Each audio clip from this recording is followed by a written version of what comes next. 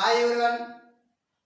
మనం చాలా చాలా రోజుల తర్వాత వీడియో చేస్తున్నాం. కొన్ని సాంకేతిక కారణాల వల్ల మళ్ళీ మనం ఈరోజు నుంచి ఈ ఛానల్లో మనకు 2021 టెట్ వచ్చినటువంటి సిలబస్లో గణితంలో ఉన్నటువంటి సిలబస్ను పూర్తిగా అనాలిసిస్ చేసుకొని 3 నుంచి 6వ తరగతి ఉన్నటువంటి నూతన పాఠ్య పుస్తకాలలో ఉన్నటువంటి మార్పులు ఏంటి, అంటే కొత్తగా వచ్చినటువంటి పద్ధతులు ఏమైనా ఉన్నాయా, కొత్తగా వచ్చినటువంటి పాయింట్లు ఏమైనా ఉన్నాయని ఒకసారి మనము డిస్కస్ చేసుకుందాము.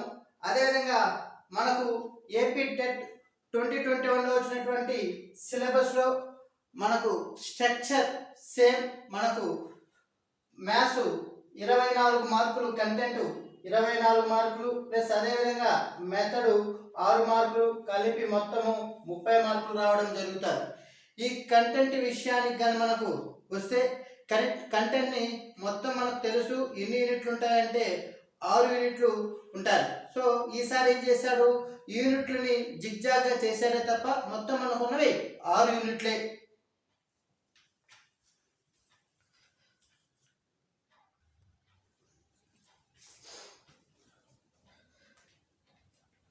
మనకు పాత సిలబస్ అంటే 2017 మరియు 18లో జరిగినటువంటి టెట్లో ఉన్నటువంటి సిలబస్లో 2021 మ్యాథ్స్ వచ్చిన సిలబస్కి మార్పు ఏమైనా ఉంది అంటే చిన్న చిన్న మార్పులు అనేది ఉండడం జరుగుతాయి. సో ఎందుకంటే సిలబస్ మార్చినాడంటే 1 or 2 కాన్సెప్ట్ పెరగచ్చు, 1 or 2 కాన్సెప్ట్ తగ్గచ్చు. మనకు మ్యాథ్స్లో చూసుకుంటే స్లైట్ డిఫరెన్స్ అనేది కొంచెం, అంటే 3 నుంచి 6వ తరగతి ఉన్నటువంటి సిలబస్లో ఉన్నటువంటి మాత్రమే మనకు ఇండెక్స్ని కొత్తగా చేర్చడం జరిగింది. అన్ని కాన్సెప్ట్లు అవే, పాత సిలబస్ ఏమైతే ఉందో కొత్తలో అంటే కొత్త సిలబస్లో కూడా అంతే ఉంది, దాంట్లో ఎటువంటి ప్రాబ్లము లేదు. సరే, అంటే 1 or 2 కాన్సెప్ట్లు యాడ్ అయినాయి. అవి ఎక్కడెక్కడ యాడ్ అయినాయి, దాన్ని ఎలా ప్రిపేర్ అవ్వాలి, మనం ఏ విధంగా గణితంలో 100% స్కోర్ అంటే 30 ఎలా రావాలనేది కూడా మనము ఒక ప్రయత్నం అనేది చేద్దాం. సరే, ఫస్ట్ ఈ సంఖ్యామానాన్ని చూద్దాం. ఈ సంఖ్యామానంలో గరిష్టంగా మనం కనీసం అంటే మినిమం 6 బిట్లు మనము ఆశించవచ్చు. పాత అంటే పాత సిలబస్ అయితే ఏ సిలబస్ అంతా ఒకటే మ్యాథ్స్లో. మీకు సార్ ఇది పాత సిలబస్సా కొత్త సిలబస్సా అమ్మ, సరి సంఖ్యలు అంటే 2, 4, 6, 8 వీటినన్నింటినీ మనం సరి సంఖ్యలు అంటాం. కొత్త టెక్స్ట్ బుక్ అయినా పాత టెక్స్ట్ బుక్ అయినా ఎప్పుడైనా అవే ఈవెన్ నెంబర్స్. కాబట్టి మీకు మ్యాథ్స్లో ఎటువంటి ప్రాబ్లం అయితే లేదు, హ్యాపీగా ఉండొచ్చు. సరే, సో వాడు ఇచ్చినటువంటి సిలబస్ని వాడు ఎలా ఇచ్చాడు సిలబస్ అంటే 3వ తరగతి బుక్ తీసుకున్నాడు, ఇండెక్స్లో అన్నీ రాశాడు, సంఖ్యామానానికి సంబంధించిన ఇండెక్స్ అన్ని రాశాడు. తర్వాత 4వ తరగతి బుక్ తీసుకున్నాడు, సంఖ్యామానంలో ఏమేమి వస్తాయి ఇండెక్స్ అన్ని రాశాడు.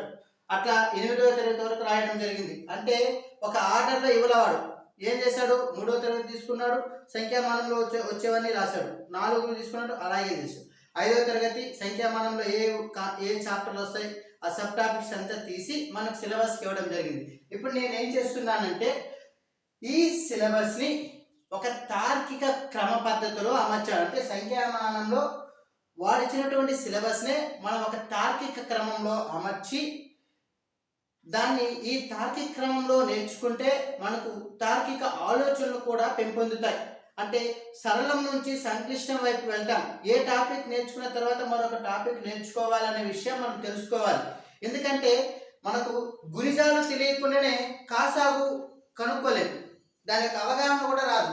భాజకాలు అంటే కారణాంకాలు తెలియకుండా గాసాబా అనే కాన్సెప్ట్ మనకు అవగాహన కాదు. కాబట్టి సరళం నుంచి సంక్లిష్టం వైపు మనం ఇప్పుడు కూడా నేర్చుకునే ప్రయత్నం చేయాలి. సరే, ఒకసారి మనం చూద్దాం సిలబస్లో మనకు సంఖ్యామానం నెంబర్ సిస్టంలో ఏమేమి సబ్ టాపిక్స్ చదవాలి, ఎలా చదవాలి అనే దాన్ని ఒక్కసారి మనం చూస్తే వాడు ఫస్ట్ ఏం చెప్పారంటే నెంబర్స్, ఆ తర్వాత చతుర్వేద ప్రక్రియలు అన్నాడు. ఫండమెంటల్ 4 ఆపరేషన్స్ అంటాం. 4 ఆపరేషన్స్ 4 ఫండమెంటల్ మ్యాథమెటిక్స్లో ఫండమెంటల్ 4 ఆపరేషన్స్ ఏముంటాయి, అడిషన్ ఉంటుంది, సబ్ట్రాక్షన్ ఉంటుంది, మల్టిప్లికేషన్ ఉంటుంది, డివిజన్ ఉంటుంది. అదేవిధంగా మన తెలుగులేమి సంకలనము, వ్యవకలనము, గుణకారము, భాగహారం, ఇవన్నీ కూడా అంటే మనల్ని ఏం సార్ మనల్ని 2 సంఖ్యలు ఇచ్చి 456 ప్లస్ 976 ఈక్వల్ టు ఎంత అని అడుగుతారా అని మనకు డౌట్. చతుర్వేద ప్రక్రియ సంకలనం ఉంటుంది. మనకు మిమ్మల్ని ఎవరిని కూడా మనకు దాన్ని కూడండి, భాగించండి, గుణించండి అలాంటి క్వశ్చన్లు రావు. మనకు దీంట్లో మనం ఏం నేర్చుకోవాలి? ఈ సంఖ్యల్లో చతుర్వేద ప్రక్రియలో ఈ కాన్సెప్ట్ మనం ఏం నేర్చుకోవాలంటే అంకెలు అంటే ఏమి, సంఖ్యలు అంటే ఏమి, దాదాపు 7 అంకెల సంఖ్యల వరకు, అంటే 3 అంకెల సంఖ్యల్లో అతి చిన్న సంఖ్య ఏమి, అతి పెద్ద సంఖ్య ఏమి, 4 అంకెల సంఖ్యల్లో అతి పెద్ద సంఖ్య ఏమి, అతి చిన్న సంఖ్య ఏమి, 5 అంకెల సంఖ్యల్లో అతి చిన్న సంఖ్య ఏమి, అతి పెద్ద సంఖ్య ఏమి, అలాంటి కాన్సెప్ట్ ఇక్కడ నేర్చుకోవాలి. పేపర్ 1లో మనకు గ్యారెంటీగా బిట్ ఆ ఏరియాలో వస్తాయి. అదేవిధంగా ఈ కాన్సెప్ట్లో మరొకటి నేర్చుకోవాలి. ఏదంటే సహజ విలువలు, స్థాన విలువలు, ఫేస్ వాల్యూ, ప్లేస్ వాల్యూ, సహజ విలువలు, స్థాన విలువలు కూడా మనం తెలుసుకోవాలి. ఇవన్నీ కూడా ఈ కాన్సెప్ట్లు అన్నీ కూడా మనకు 3rd క్లాస్లో వస్తుంది, అదేవిధంగా 4th క్లాస్లో వస్తుంది, 5th క్లాస్లో వస్తుంది, 6th క్లాస్లో కూడా రావడం జరుగుతుంది. ఇంకొక కాన్సెప్ట్ ఏమంటే ఒక 4, 5, 0, 3 ఈ 4 అంకెలను ఉపయోగించి ఏర్పరిచే 5 అంకెల లేదా 6 అంకెలలో గరిష్ట సరి సంఖ్య ఏది, లేదా గరిష్ట సంఖ్య ఏది, లేదంటే 4, 5, 0, 3 అంకెలతో ఏర్పరిచే 6 అంకెల గరిష్ట చిన్న సంఖ్య, గరిష్ట పెద్ద సంఖ్యల మధ్య మొత్తము ఎంత, లేదా వాటి మధ్య వ్యత్యాసం ఎంత, బ్రాకెట్లో పునరావృతాన్ని అనుమతించవచ్చు. ఒకవేళ మనకి ఈ మెథడ్ 5th క్లాస్లో ఉంది ఒకసారి గమనించండి. వాడు పునరావృతాన్ని అనుమతిస్తూనే ప్రతి అంకెని కూడా ఒకసారి ఉపయోగించమన్నాడు. అటువంటి లెక్కలు కూడా మనం చేస్తాం, ఇబ్బంది ఏమీ లేదు. అది ఒకసారి ఉంది, ఆ లెక్కలు 5th క్లాస్లో ఉంది, ఒకసారి గమనించండి. ఇది సంఖ్యలకు సంబంధించినటువంటి కాన్సెప్ట్. నెక్స్ట్ మన సంఖ్యలను తెలుసుకుందాం అన్నాడు. దాని హిందూ అరబిక్ సంఖ్యామానం అనేది సిలబస్లో లేదు. మన సంఖ్యలే హిందూ అరబిక్ సంఖ్యామానం. మనం ఉపయోగిస్తున్నటువంటి సంఖ్యామానం ఏదంటే హిందూ అరబిక్ సంఖ్యామానం. కాబట్టి హిందూ అరబిక్ సంఖ్యామానము, అంతర్జాతీయ సంఖ్యామానం గురించి మనం తెలుసుకోవాలి. ఇది మనకు 5th క్లాస్లో వస్తుంది మరియు 6th క్లాస్లో కూడా వస్తుంది. 5th క్లాసు మరియు 6th క్లాస్లో మనకు మన సంఖ్యలను తెలుసుకుందాం అంటే హిందూ అరబిక్ సంఖ్యామానము, అంతర్జాతీయ సంఖ్యామానం అనేది మనం తెలుసుకోవాలి. అసలు ఈ హిందూ అరబిక్ సంఖ్యామానం అంటే మనకు 5th క్లాస్లో క్లియర్ కట్గా ఇవ్వడం జరిగింది. అదేవిధంగా 6th క్లాస్లో ఉంది. దీని నుంచి కూడా మనకు బిట్టు ఆశించవచ్చు. హిందూ అరబిక్ సంఖ్యామానం నుంచి దానికి అంతర్జాతీయ సంఖ్యామానం అంటే డిఫరెంట్ టైప్స్లో అడగడానికి ఆస్కారం ఉంది. ఎలా అడగటారు అంటే కొన్ని మోడల్ ప్రశ్నలు కూడా మనము డిస్కస్ చేద్దాం తర్వాత, ఓకేనా?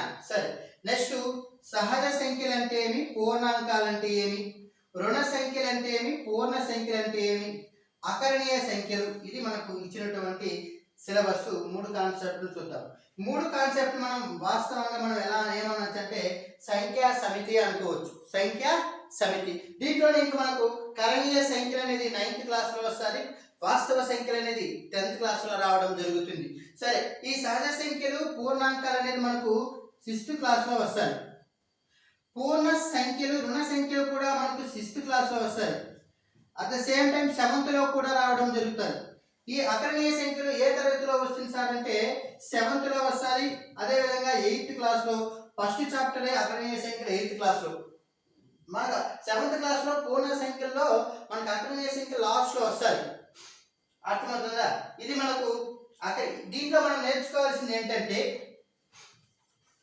దీంట్లో మనం ఏం నేర్చుకోవాలంటే సహజ సంఖ్యలు అంటే ఏమి, పూర్ణాంకాలు అంటే ఏమి, రుణ సంఖ్యలు, పూర్ణ సంఖ్యలు, అకరణీయ సంఖ్యలు అంటే ఏమిటి, దీని గురించి మళ్ళీ మాట్లాడుకుందాం. ముఖ్యంగా మనకు బిట్టు రావడానికి ఆస్కారం ఉంది వీటి మీద ఉందంటే సంఖ్యా ధర్మాలు. మనకు మొత్తము 5 ధర్మాలు ఉన్నాయి. సమృద్ధ ధర్మము, సహచర ధర్మము, తత్సమ ధర్మము, విలోమ ధర్మము, వినిమయ లేదా స్థిత్యంతర ధర్మము, దాంతోపాటు విభాగ ధర్మం కూడా ఉంది, డిస్ట్రిబ్యూటివ్ లా అని అంటాం. సో వాటి గురించి కూడా సంఖ్యల మీద సంఖ్యా ధర్మాలు కూడా మనం తెలుసుకోవాలి. అకరణీయ సంఖ్యల్లో కానీ మనకు ఒక్కసారి చూస్తే మనకి ఎలాంటి బిట్లు రావడానికి ఆస్కారం ఉందంటే 3.57 బార్ ప్లస్ 3.27 బార్ ఇలాంటి, దీన్ని సంకలనం చేయండి లేదా దీనికి ప్లస్ తీసి మైనస్ అడుగుతాడు. సో ఇలా అడగడానికి అకరణీయ సంఖ్యలు 8th క్లాస్లో వస్తుంది ఈ లెక్కలు ఎక్కువ ఇవి అడగడానికి ఆస్కారం అనేది ఉంది. తర్వాత రౌండింగ్ ఆఫ్ నెంబర్స్ అని కూడా మనం సబ్ టాపిక్ ఇవ్వడం జరిగింది. ఇది 6th క్లాస్లో రావడం జరుగుతుంది. Rounding off numbers. ఈ రౌండింగ్ ఆఫ్ నెంబర్స్ అంటే ఏమీ లేదు, దగ్గరగా ఉన్న 10లు 100లు 1000ను సవరించి రాయడం.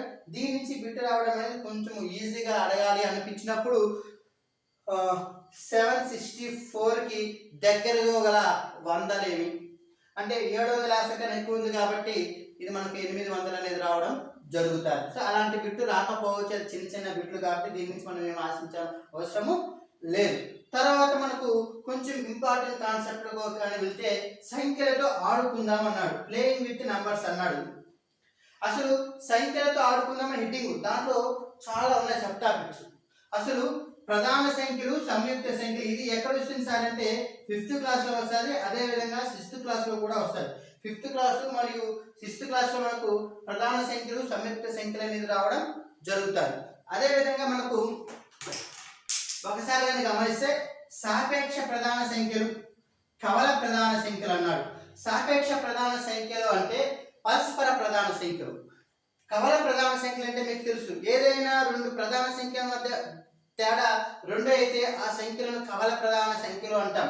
సో మనకు ఈ సాపేక్ష ప్రధాన సంఖ్యలు కవల ప్రధాన సంఖ్యలు మనకు 6th క్లాస్లో రావడం జరుగుతుంది. అర్థమవుతుందా? ఇది 6th క్లాస్లో వస్తుంది.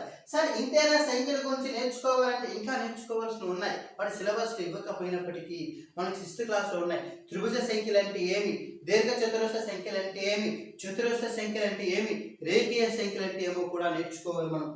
అర్థమవుతుందా? ఈ క్రింది వాటిలో రేఖీయ సంఖ్య కానిది ఏది అని అడగచ్చు. లేకపోతే 4 అనే సంఖ్య ఏ రేఖీయ సంఖ్య, బి చతురస్ర సంఖ్య, డి దీర్ఘ చతురస్ర సంఖ్య, డి త్రిభుజ సంఖ్య. ఏ ఆప్షన్ ఏబిసినా, ఒకటి ఫస్ట్ ఆప్షన్ ఏబిసి లేదా సెకండ్ ఆప్షన్ బిసిడి అలా అడగడానికి ఆస్కారం ఉంది. అలాంటి ప్రశ్నలు ఎలా అడుగుతాడు అనేది కూడా మనం ఒక్కొక్క కాన్సెప్ట్కి ఒక్కొక్క వీడియో చేయడం జరుగుతుంది. ఏమి ఇబ్బంది అవసరం లేదు. మీకు కొత్త కాన్సెప్ట్ ఎలా ఉన్నాయి, ఎలా కొత్త కాన్సెప్ట్ బిట్లు ఎలా అడుగుతాడు, ఎందుకంటే ముఖ్యంగా మనము ఈసారి మనకు సిబిఎస్ఈ సిలబస్ అని చెప్పడం జరుగుతూ ఉంది మన విద్యాశాఖ. కాబట్టి సిబిఎస్ఈలో ఎలా ఉంటుందంటే టెక్స్ట్ బుక్లో ఉన్నటువంటి కాన్సెప్ట్ని బేస్ చేసుకొని టెక్స్ట్ బుక్లో ఉన్న లెక్కల పిల్లవానికి ఎవరు టెక్స్ట్ బుక్ కాన్సెప్ట్ని ఉపయోగించి ప్రశ్నలన్నీ కూడా కొన్ని క్రియేటివిటీగా, అదేవిధంగా HOT questions, hire order thinking questions అనేది ఎక్కువగా ఉండడం జరుగుతుంది. మొత్తం లాజికల్ థింకింగ్గా ఉండడం జరుగుతుంది సిబిఎస్ఈలో. అలానే ప్రశ్నాపత్రం కూడా ఉంటుంది. మనకు ఏ విధంగా ప్రశ్న వస్తుంది, దాన్ని మనం ఏ విధంగా ఆన్సర్ చేయాలి అనేది కూడా మనం నేర్చుకుంటాం, ఇబ్బంది ఏమి లేదు. తర్వాత చూద్దాము గుణిజాలు కారణాంకాలు. ఈ గుణిజాలు కారణాంకాలు అనే కాన్సెప్ట్ కానీ మనం చూస్తే ఇది మనకు 5th క్లాస్లో రావడం జరుగుతుంది, అదేవిధంగా 6th క్లాస్లో కూడా రావడం జరుగుతుంది. ఈ రెండు నేర్చుకుంటే అదేవిధంగా మళ్ళీ ఏమన్నాడంటే వాడు కారణాంకాలను కనుగొనే పద్ధతి అన్నాడు. సో కారణాంకాలను కనుగొనే పద్ధతి కూడా మనకు 5th క్లాస్లో వస్తుంది. ఓకే, లాంగ్ డివిజన్ మెథడ్ అంటాం. ఓకే, ఆ మెథడ్ కూడా చూద్దాం అది ఏంటో కూడా మనం. తర్వాత కాసాగు గాసాబా. ఇది మనకు కాసాగు గాసాబా అనేది మనకు 5th క్లాస్లో వస్తుంది, 5th క్లాస్లో వస్తుంది. అదేవిధంగా 6th క్లాస్లో కూడా రావడం జరుగుతుంది. కాసాగు గాసాబా చాలా మోస్ట్ ఇంపార్టెంట్. మనకు బిట్ అనేది గ్యారంటీగా ఈ కాసాగు గాసాబాలో కానీ, ఈ బాధ్యత సూత్రాలు కానీ, భిన్నాలు కానీ, ఈ వర్గము వర్గమూలము గణము గణమూలం నుంచి రావడానికి జరుగుతాయి. సో మనకు కాసాగు గాసాబా విషయానికి వచ్చినప్పుడు మనకు పాత టెక్స్ట్ బుక్లోకి భిన్నంగా ఒక మెథడ్ అనేది కొత్త టెక్స్ట్ బుక్లో ఉంది. ఏమంటారంటే ఆ లెక్క ఎలా ఉంది, కొత్త మెథడ్ ఎలా ఉంది అంటే సిబిఎస్ఈలో ఉంది 6th క్లాస్లో. ఇప్పుడు సపోజ్ ఆ 2 సంఖ్యలు ఇవ్వడు, 2 సంఖ్యల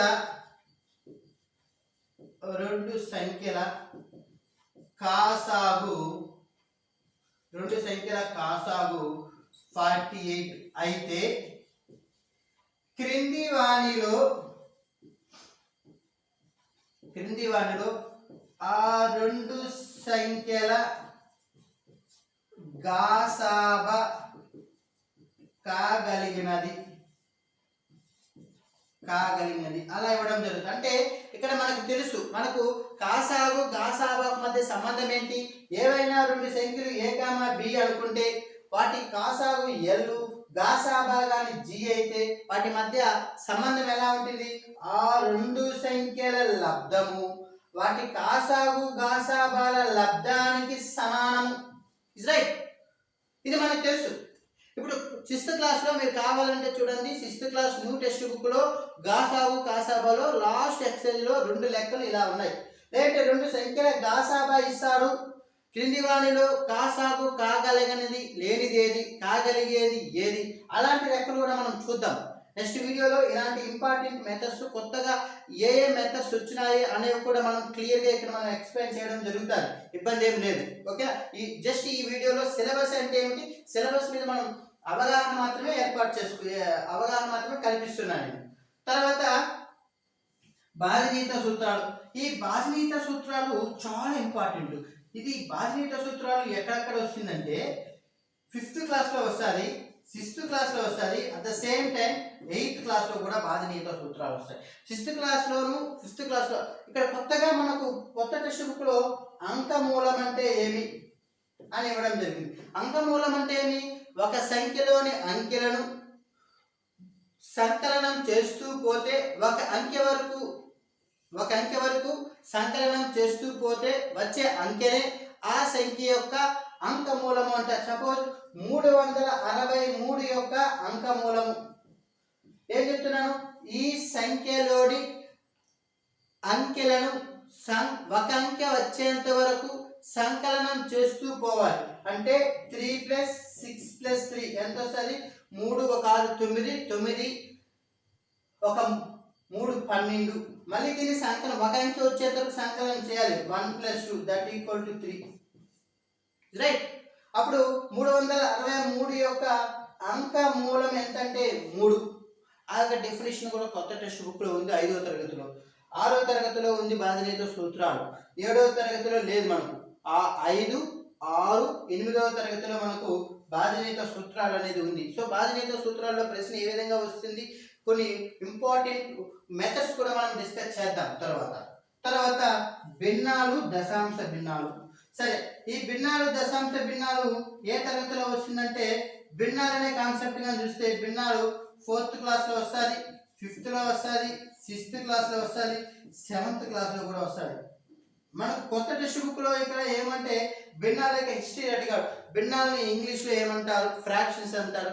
ఫ్రాక్షన్ అనే ఆంగ్ల పదము 2 లాటిన్ పదాల నుంచి వచ్చింది. వాటి అర్థం ఏంటి? సో భిన్న రాశులు భారతదేశంలో వాడబడింది. అదేవిధంగా భిన్నాల మీద భారతీయులు ఎవరెవరు కృషి చేయడం జరిగింది, అలాంటి హిస్టారికల్ ఈవెంట్స్ మనం 5th క్లాస్లో ఇవ్వడం జరిగింది. ఈ భిన్నాలు కాన్సెప్ట్ చెప్పేటప్పుడు మనం దాని గురించి డిస్కస్ చేద్దాం. దశాంశ భిన్నాలు ఏ తరగతిలో వస్తుందంటే 5th క్లాస్లో ఇవ్వడం జరిగింది, 6th క్లాస్లో ఇవ్వడం జరిగింది, అదేవిధంగా 7th క్లాస్లో కూడా ఇవ్వడం జరిగింది. ఇది భిన్నాలు. ఇది కూడా మోస్ట్ ఇంపార్టెంట్. భిన్నాలు దశాంశ భిన్నాలను చూడు మనం ఒక బిట్ను ఆశించవచ్చు. సరే, వర్గము, వర్గమూలము, గణమూలం మొత్తం మనకు 8th క్లాస్లో ఉంది. వర్గమూలము, గణమూలం 8th క్లాస్లో ఉంది. పాత సిలబస్, ఇబ్బంది ఏమీ లేదు. సరే, ఇంకా మనకు ఇది సంఖ్యామానానికి సంబంధించింది. సార్ మీకు ఒక డౌట్ రావచ్చు, సంఖ్యామానంలో వాడు ఒక చిన్న లాస్ట్లో ప్రాఫిట్ అండ్ లాస్ చేర్చడం జరిగింది, లాభము నష్టము. అంటే మనకి ఇక్కడ 4th క్లాస్లోను 5th క్లాస్లోను లాభము నష్టం గురించి ఉంది. అంటే కేవలం ఏముంది అంటే వాడు 4th 5thకే వానికి లాభం అంటే ఏమిటి, నష్టం అంటే ఏమిటి, ఒక భావన అంటే లాభ నష్టాలు వాడు జీవితంలో, అంటే గణితం అంటేనే జీవితానికి ఉపయోగపడే సబ్జెక్ట్, అవునా కదా? కాబట్టి వాడి జీవితానికి ఉపయోగపడే విధంగా లాభ నష్టాలు అనేది మనకు సంఖ్యలకు సంబంధించి, అంటే ఒక వస్తువుని 570 రూపాయలకి కొని 375 రూపాయలకి అమ్మితే లాభమా నష్టమా అంతే ఉంది. లాభమా నష్టమా, లాభం ఎంత నష్టం ఎంత, అంతేగాని లాభ శాతాలు నష్ట శాతాలు మనకు 4th లో కానీ 5th లో కానీ లేవు. వాని యొక్క ఉద్దేశం ఏంటి? ఆ 4th క్లాస్కి 5th క్లాస్కి వానికి లాభం అంటే ఏమి, నష్టం అంటే ఏమి అనే భావన విద్యార్థులకి తెలియజేయాలనే ఉద్దేశంతో వారు నూతన టెక్స్ట్ బుక్లో ఇవ్వడం జరిగింది.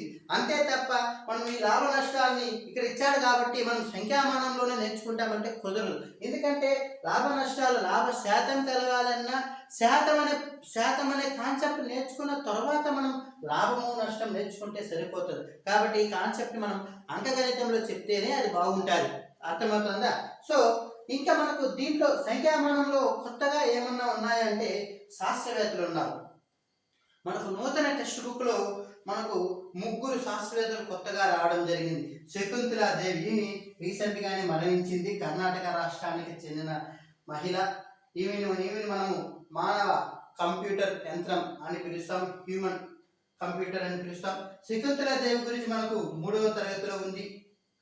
దత్తాత్రేయ రామచంద్ర క్రాపేకర్ సార్, ఇతను ఉన్నాడు కదా సార్ అంటే ఉన్నాడు. 6th క్లాస్లో ఓల్డ్ టెక్స్ట్ బుక్లో దత్తాత్రేయ రామచంద్ర క్రాపేకర్ గురించి ఉంది. కానీ మనకు ఈ దత్తాత్రేయ రామచంద్ర క్రాపేకర్ గురించి 4th క్లాస్లోనే ఇప్పుడు ఇవ్వడం జరిగింది. నూతన పాఠ్య పుస్తకాలలో 4th క్లాస్లో ఇవ్వడం జరిగింది దత్తాత్రేయ రామచంద్ర క్రాపేకర్.